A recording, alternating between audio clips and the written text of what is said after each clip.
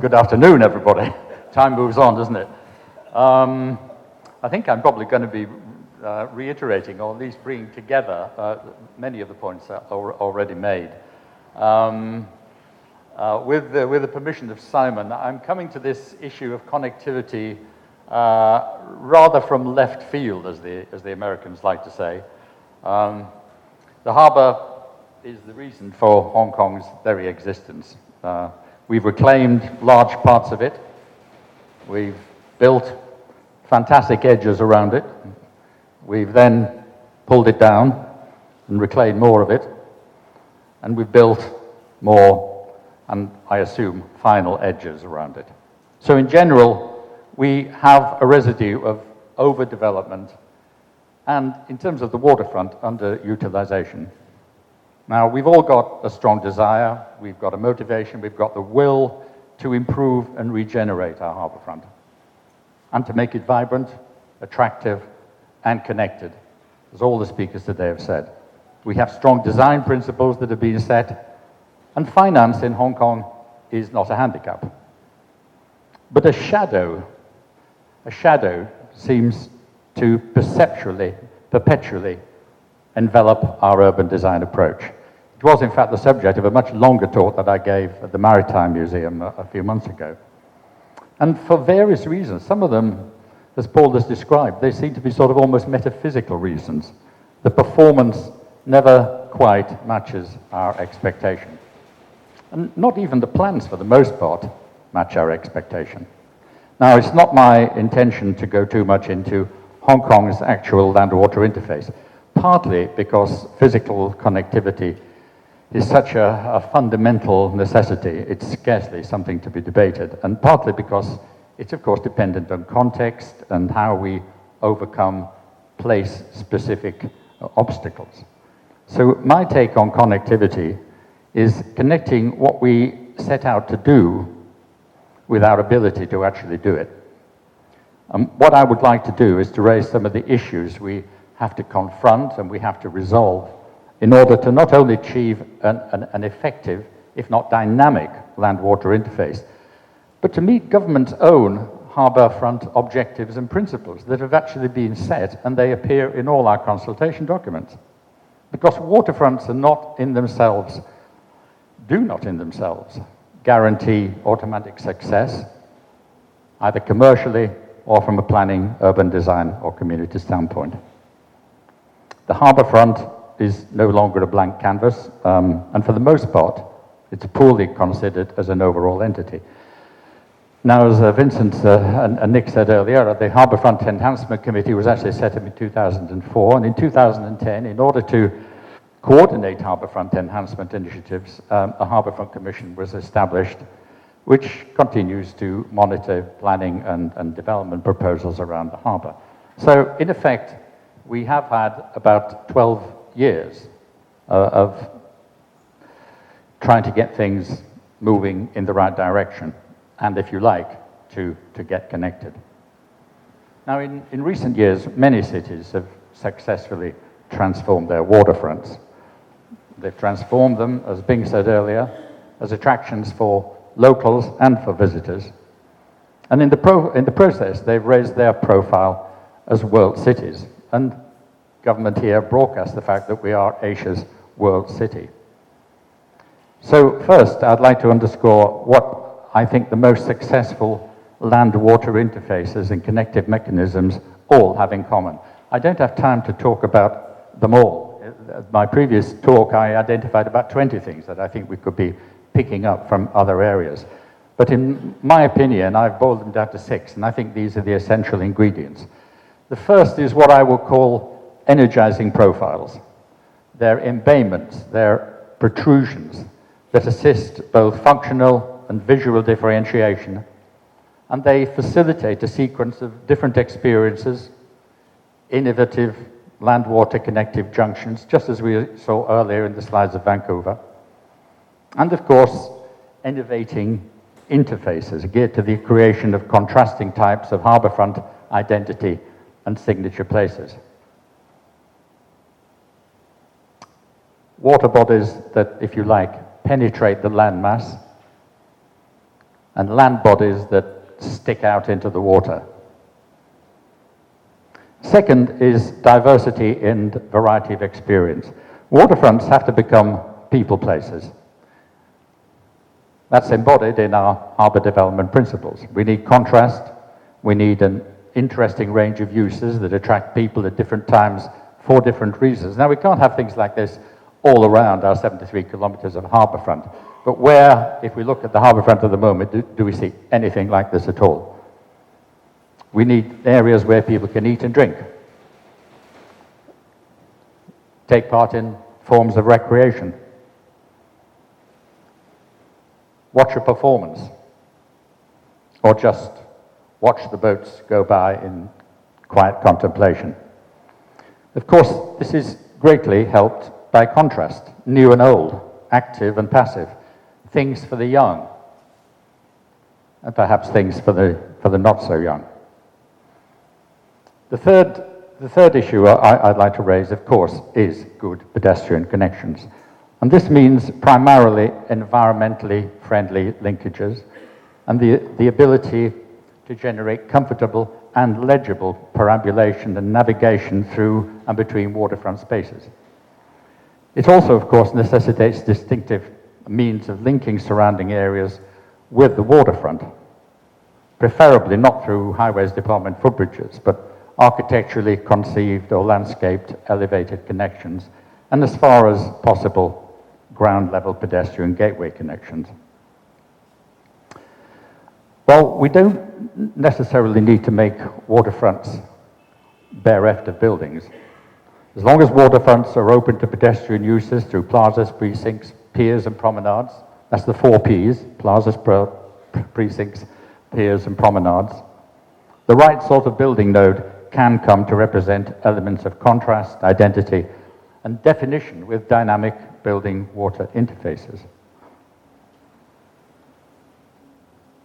In Kowloon, we have a 1 kilometre stack, a 1 kilometre elevated road. The elevated road isn't as many elevated roads are over another road. It's over actually an area that runs parallel with the waterfront promenade at the moment. Brenda gave us a very good overview of some of the uses that are going on underneath here. But this is 1 kilometre. It's quite unique in Hong Kong. Now, in London and in Tokyo, roads like this are actually used. Look at what Sydney does with a very similar situation. Uses penetrate under the roads and provide a really dynamic waterfront. And surely we could bring about something like this. If we use spaces under the flyover simply for play spaces or even events that might happen every couple of weeks, that still creates massive potential for new uses, for community uses, for retail, for shops and restaurants and so on and so forth. That is what brings people to the waterfront. And we need to establish a tactile relationship with water, just as Paul was pointing out earlier. We have it informally in some parts of Hong Kong. But of course, buildings need to be at an appropriate scale, and we need to consider not just daytime experience, but nighttime experience as well. The fifth point, arguably some of the more interesting waterfronts have integrated and adapted heritage buildings. Now, we've managed to get rid of just about all our heritage buildings that we used to have near the harbour, so it's difficult to do this anymore, but it's still possible to integrate a variety of features that denote maritime history and character at an informal level, while ensuring pedestrian continuity. For example, we could have a Maritime Museum. There's a beautiful basin right next to the yacht club in Causeway Bay. For probably $20 million, you could come up, you could buy one of these tall ships in Stockholm tomorrow. You could have a giant junk. You could use the junk as a Maritime Museum or as an ancillary maritime facility to the existing Maritime Museum.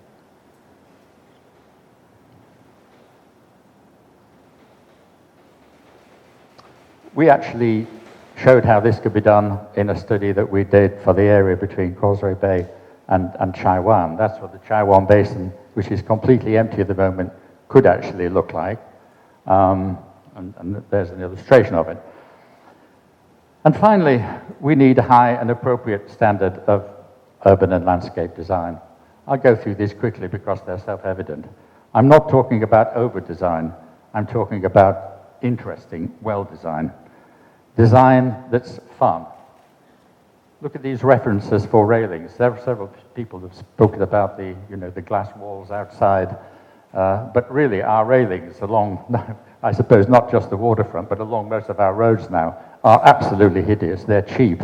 We have several hundred, if not thousands of kilometers of some of the most ugly railings I've ever seen, and they extend to the waterfront as well. Now, why couldn't we have things like this? Now, so far, we have virtually none of the above at all.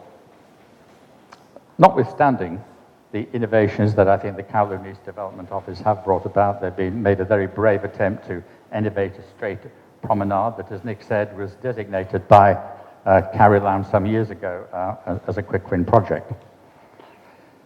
Okay, so that's what we need. So what are government stated principles? The principles and objectives that we are working to, the government has itself set for the harbour.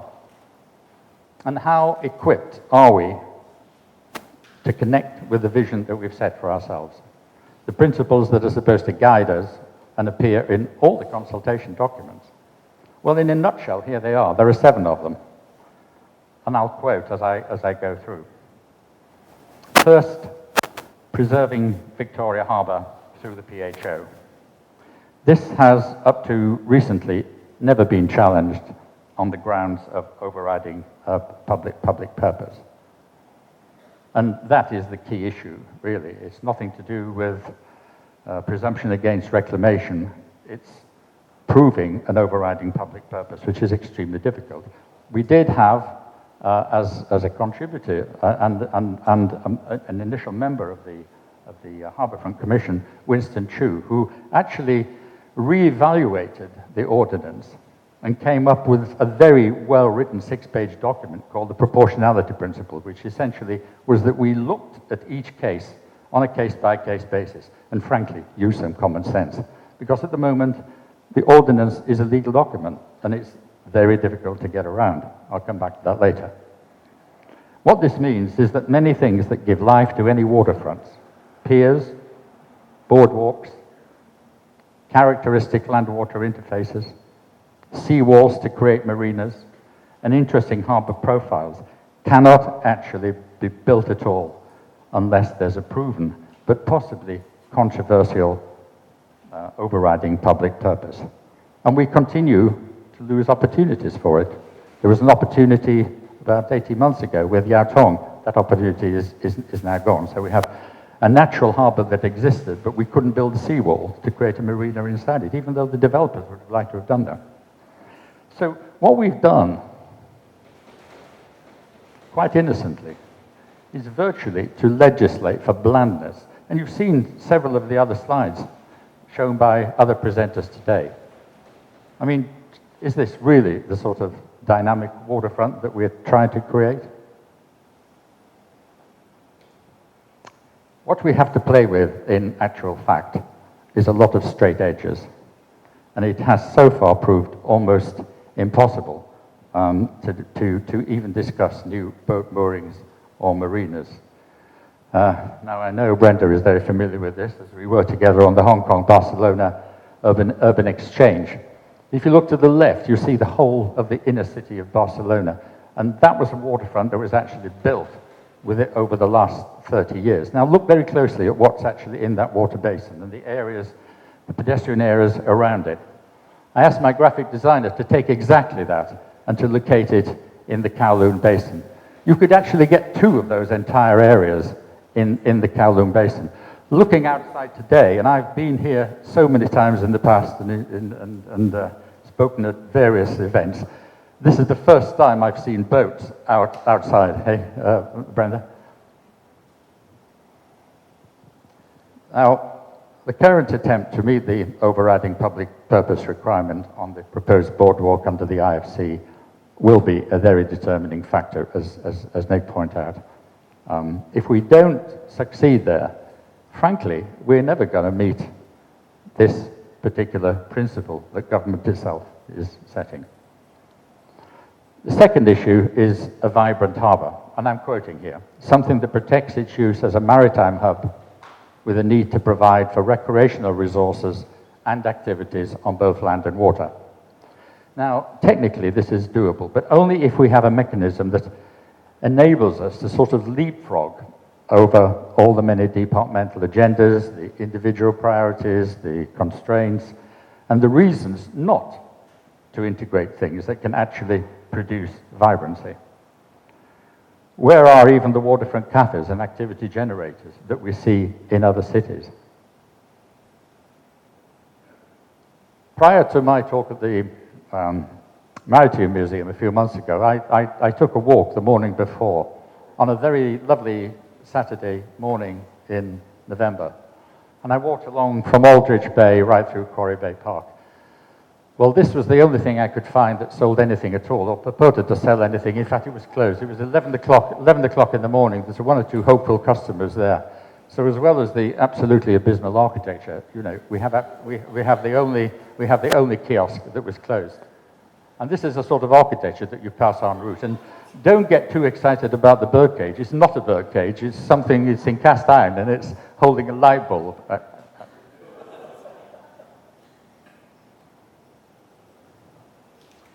How do we get around something that has been mentioned before, the unfortunate fact that LCSD is, in effect, the design agency? If anything is zoned O for open space, it gets handed over for design and maintenance by LCSD.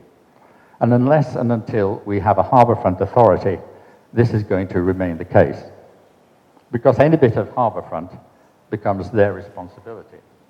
So their number one priority isn't great design, it's ease of maintenance. And our firm comes up against it all the time. We've built more than 2,000 projects in Hong Kong. We have battles, we have staff coming back in tears from meetings with LCSD because everything comes down to the bog standard. But I don't also, by the same token, want to decry what various other people have said too, that we can use empty space for temporary attractions. In fact, many years ago, we had a very nice temporary space right next to the old Tamar Basin that we used for exactly this sort of thing. It's great, but we can't do this all around the harbour. And the question then becomes, well, what do we do with spaces when they're not used for this sort of thing?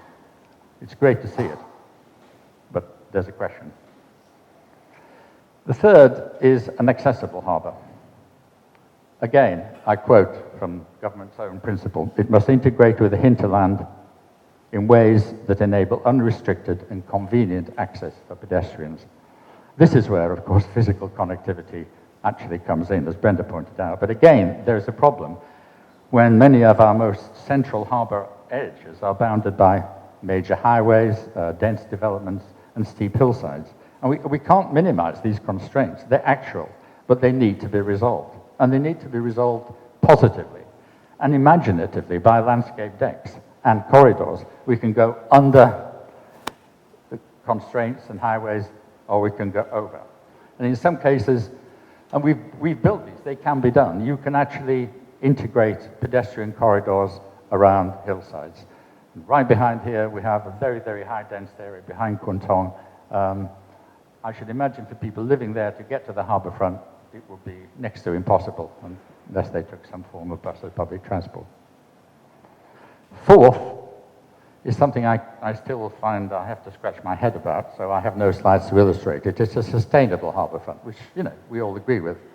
A sustainable harbourfront, and I'm quoting again, through balancing social, economic, and environmental needs of all sectors, and through integrated and long-term planning of land and marine uses. Well, isn't that wonderful? It's also conveniently ambiguous and can mean just about anything government wants it to mean. Fifth is stakeholder engagement. Well, we do need to engage the community. Engaging the community essentially means a consensus building process, but certainly not the sort of myopic type of public consultation we now have as a matter of course on government planning exercises. Now let me be clear about this. We do not have public participation in Hong Kong. Consultation is not that at all. And the public needs to be stimulated, not pandered to.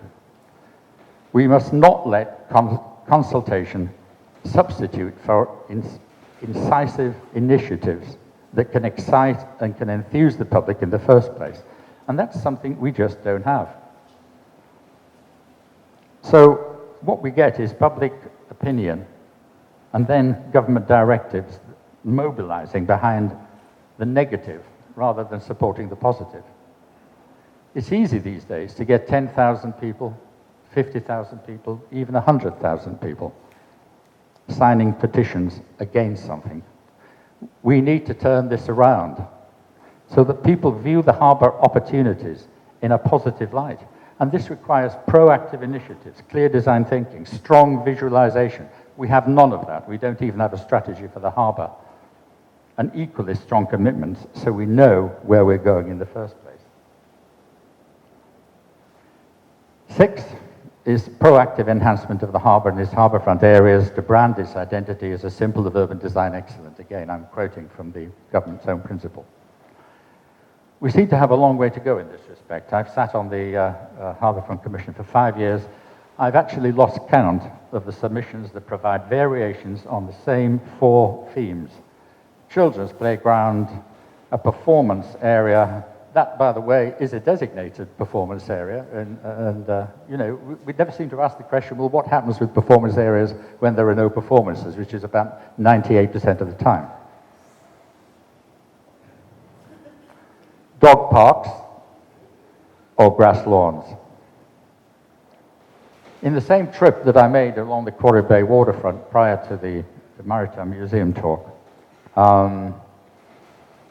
I walked a little bit further on from the examples I showed earlier, and you see this long line of what must be the most peculiar designs in Hong Kong. They're sort of glass boxes with some of the most uncomfortable seating I've seen anywhere.